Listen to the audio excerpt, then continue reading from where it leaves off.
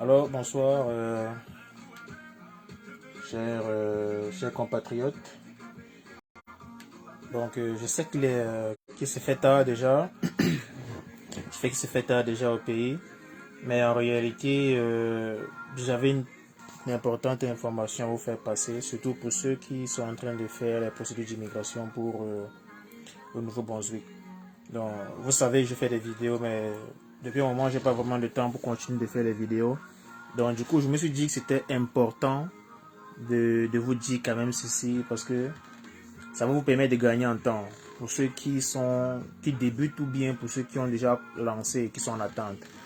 Donc, vous qui me suivez probablement ou bien ceux qui sont sur la page savent probablement que je m'adresse beaucoup plus à ceux qui sont au Nouveau-Brunswick. Voilà. Donc, la nouvelle elle est simple, c'est du genre tous qui faites des demandes les demandes d'admission au collège communautaire du Nouveau-Brunswick. J'ai pas vraiment de bonnes nouvelles à vous annoncer, mais moi je vous conseille, de ce que j'entends et de ce que je constate, c'est si vous avez la possibilité de changer et essayer de faire la procédure pour le Québec d'abord. Vous savez que j'ai toujours prôné le Nouveau-Brunswick parce que c'est la province qui délivre quand même à 7 heures la résidence permanente assez rapidement. Mais si vous avez fait vos demandes d'admission au Nouveau-Brunswick pour l'année de septembre 2023, je vous conseille pour l'instant de faire d'abord au Québec parce que au Nouveau-Brunswick, notamment au CCNB, qui est le collège, qui est le plus grand collège vraiment qui accueille énormément les étudiants étrangers, surtout francophones. En ce moment, ils sont surchargés de demandes. Donc, ils sont vraiment surchargés de demandes et ce que je conseille, c'est d'aller ailleurs, faire les demandes d'admission d'abord au Québec si possible. Vous avez votre admission, votre CAQ peut-être en 2 semaines. Déjà le CAQ se délivre déjà assez rapidement. Voilà donc de faire votre demande en fait au Québec et puis de passer rapidement à votre demande de visa. Parce que si vous attendez le CCNB, vraiment moi je vous assure, vous allez attendre beaucoup de temps. Comme anecdote, parce que je communique souvent avec certaines de ces femmes qui font les demandes d'admission, ce qui revient le plus souvent, c'est que ils ont énormément de demandes à traiter.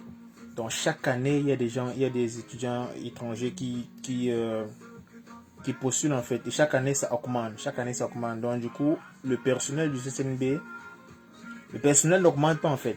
Mais les demandes ne font qu'augmenter. Donc du coup, ils sont surchargés. Et ceci aussi, c'est pour répondre à la question de certaines personnes qui se demandent pourquoi ma demande traîne, pourquoi on n'arrive pas à me répondre. J'attends des réponses. J'attends depuis une réponse à mon admission, mais il n'y a pas de réponse en fait. Donc voilà la réponse que je suis en train de vous donner.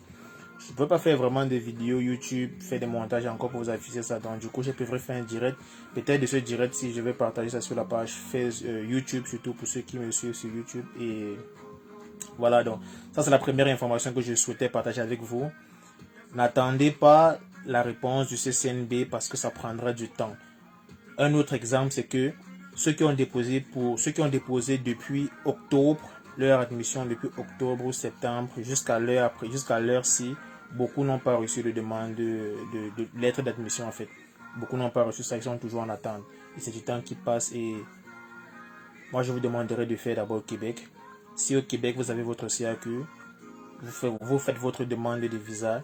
Si vous obtenez votre demande de visa, alors là vous pouvez directement contacter l'école et leur dire bon voilà, moi je veux arriver et qu'est-ce que je peux faire, est-ce qu'il y a encore la place, parce qu'en même temps ça va, je vais rebondir sur un autre point toujours concernant le Nouveau-Brunswick, c'est le fait des logements en fait. Les logements sont devenus compliqués ici parce qu'il y a, comme je dis, énormément d'étudiants qui postulent pour le Nouveau-Brunswick et le CCNB. Donc du coup les propriétaires de logements ici sont saturés. Ça c'est de 1. Mais de 2, il y a un autre problème en fait qui se pose, c'est que ça, j'ai reçu cette information parce que j'avais, comment je vais dire ça, j'étais allé voir un grand frère concernant la création des trucs des entreprises et tout. Ça c'est une information qui revient de très haut, qui nous a dit comme ça, c'est le fait que la majorité des étudiants qui arrivent ici foutent du bordel en fait. Excusez-moi du thème, mais foutent du n'importe quoi et du coup ça affecte d'autres étudiants internationaux.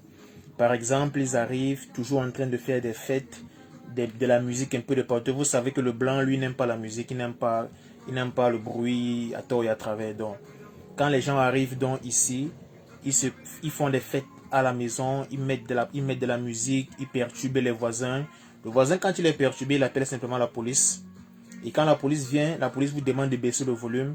Vous vous dites peut-être qu'ok, c'était tranquille, c'est juste un avertissement. Mais en fait, cette notification remonte au niveau de l'ensemble des propriétaires. Et du coup, ces propriétaires se disent que bon voilà, ça ne sert à rien vraiment de louer, de donner nos appartements aux étudiants parce qu'ils vont gâter ça, ils vont massacrer, ils vont mettre nos logements dans un mauvais état. Donc du coup, ça, c'est pas tout le monde.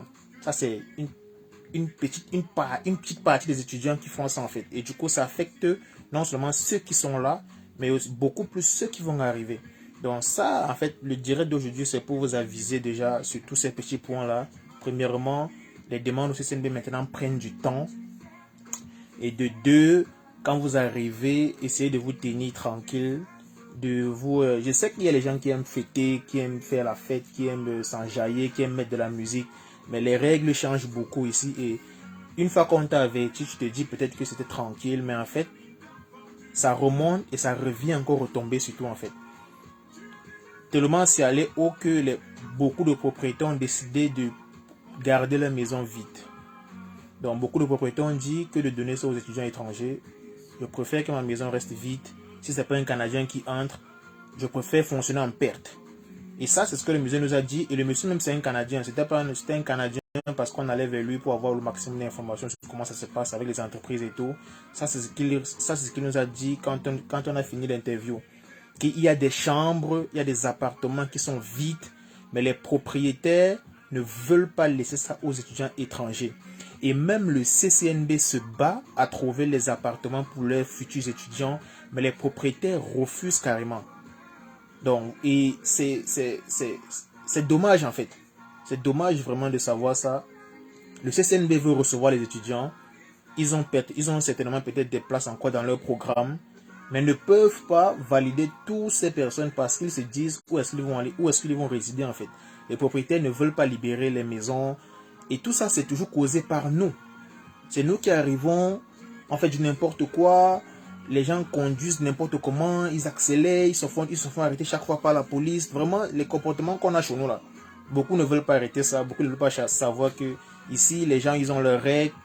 Si tu arrives chez l'étranger, tu fonctionnes comme ils te demandent. Et puis c'est ça en fait. Donc, c'est vraiment ces deux points-là que je tenais à apporter. Et vraiment, le point important à retenir, c'est que dans votre procédure d'immigration, faites-le présentement ailleurs. Donc, essayez de voir d'abord au Québec si possible pour gagner en temps. Et si par la grâce de Dieu, vous avez votre visa, voilà.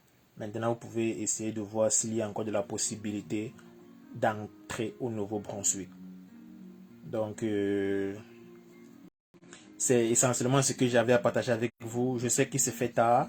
Probablement beaucoup de personnes ne pourront pas voir ce direct, mais le direct va rester et puis elle sera rediffusée après. Et puis vous aurez l'occasion de voir quand même et peut-être de partager l'information à vos connaissances qui sont en train de faire les demandes pour le Nouveau-Brunswick. Je m'adresse vraiment à ceux qui font les demandes pour le Nouveau-Brunswick. Donc, de laisser d'abord, parce que même, comment je vais dire ça, l'année passée, une petite parenthèse de plus, l'année passée, le CCNB il y a des gens qui ont eu le visa, ça c'est des choses qui arrivent ici, mais que peut-être beaucoup ne savent pas. Il y a des gens qui sont arrivés, les étudiants, il y a énormément d'étudiants qui sont arrivés au Nouveau-Brunswick, mais le CCNB était obligé, en fait, il n'y avait plus de place en fait. Non seulement dans leur programme, il n'y avait plus de place, donc le CCNB était obligé de couper et de dire de changer de programme en fait, parce qu'il n'y a plus de place. Ça fait mal quand même de savoir qu'il y a des gens qui sont arrivés. Ils ont eu deux problèmes. Je parle des nouveaux arrivants de l'année-ci. Donc, ils sont arrivés, ils ont rencontré deux problèmes. Le premier problème, c'était qu'il n'y avait plus de place dans leur programme. Du coup, il fallait qu'ils changent de programme à l'instant. Ça, c'est de un. Et de deux, c'était les logements. Les gens ne savaient pas où ils vont vivre, en fait. Mais pourtant, comme je disais tantôt, il y a des logements, mais les propriétaires ne veulent plus donner ça aux étudiants étrangers. Donc, il y a des gens qui se retrouvaient à dormir un peu d'abord chez McDo, d'autres qui restaient d'abord chez leurs amis en attendant de trouver une chambre, d'autres des gens trouvaient un peu des endroits un peu n'importe où pour dormir. Et ça, c'est causé toujours principalement par nous, en fait. C'est pas que le blanc, c'est pas que le Canadien fait du racisme, mais non. C'est que des gens viennent, ils font du n'importe quoi dans la maison, se comportent mal. Et même ceux qui payent mal, vraiment les bailleurs, comme on dit, les propriétaires communiquent vraiment entre eux, en fait. Ils communiquent vraiment entre eux. Donc, quand une personne se comporte mal dans une maison, imaginez-vous qu'ils ont une réunion entre eux. Ils se disent peut-être, bah, chez moi, il y a tel qui se comporte mal. Chaque fois que j'arrive à la maison, je me rends compte que bah, ceci a sauté, ceci n'est plus pareil, ainsi de suite. D'autres peuvent dire, non, chez moi, ils sont tranquilles. Chez moi, ils gèrent bien la maison, ils sont propres. Moi, je suis content d'eux. Mais la majorité, c'est toujours que les gens se comportent mal. Tu as signé un contrat avec le propriétaire quand tu entrais, c'est que tu as ta chambre, tu as des choses qui sont partagées, mais le propriétaire arrive un jour, parce que quand ils arrivent, souvent ils ne préviennent pas, il arrive comme ça et puis bah, il toque à la porte, bah, vous ouvrez, il entre, il dit qu'il bah, est juste venu vous rendre visite, mais en fait c'est pas juste une visite en fait, il vient contrôler quel est l'état de sa maison, comment vous prenez soin de sa maison, c'est ça qu'il contrôle. Si tout se passe bien, bah, il est content de voir l'état de sa maison, mais si il se rend compte que vous mettez du bordel, bah, ça va remonter plus haut avec ses collègues. Ils vont partager la nouvelle. Du coup, ils vont commencer à être bizarres avec les étudiants étrangers. Et de même, les prix augmentent. Donc, tout ça, c'est pas vraiment à notre avantage, les amis. C'est pas vraiment notre avantage. C'est à nous de nous tenir bien, de bien nous comporter et faciliter la tâche aussi pour nos frères et nos sœurs qui vont arriver par la suite. Parce que même ça, plus on se comporte mal, plus ça retombe sur eux beaucoup plus. Parce que nous, peut-être, nous, on va arriver là, nous sommes déjà là. Si on se comporte mal, d'ici 2 ans, 3 ans, 4 ans, bah, on peut changer d'endroit, on peut changer de province, on peut aller s'installer ailleurs. Mais les nouvelles personnes qui vont arriver auront du mal à s'intégrer, auront des difficultés vraiment à s'installer et à être à l'aise. Donc, et ça, c'est pas du fun. Ça, ça fait pas plaisir en fait. Avec le froid que tu découvres des trucs, c'est pas, on parle comme ça, on rit, mais quand tu es vraiment dans l'action, et ça fait très mal en fait. Ça fait très mal. Tu peux te retrouver en train de pleurer n'importe comment. Donc, vraiment, si ce direct vraiment vous a intéressé, partagez à vos amis, même qui sont déjà ici au Canada, et ceux qui se préparent aussi à émigrer. C'est très important. J'ai pas vraiment eu le temps de faire une vidéo où je vais travailler ça pour poster, mais je pense que cette information vraiment est très nécessaire et très importante pour nous autres. Donc, je ne vais pas être plus long que ça. Peut-être une prochaine fois, si tout se passe bien, je ferai des directs comme ça. Si vous avez le temps de suivre, bah, vous allez juste suivre après sur la page et tout. Mais vraiment que les gens soient abonnés ou pas, ou que les gens regardent en live, moi, je sais que la vidéo va rester après. Et puis, bah, celui qui va écouter, va écouter. Donc, je vous laisse et je vous souhaite une bonne soirée ou bien une bonne nuit parce que je sais que là, il se fait peut-être déjà assez tard de votre côté. Donc, je vais m'arrêter là et on va se dire à la prochaine fois. Ciao.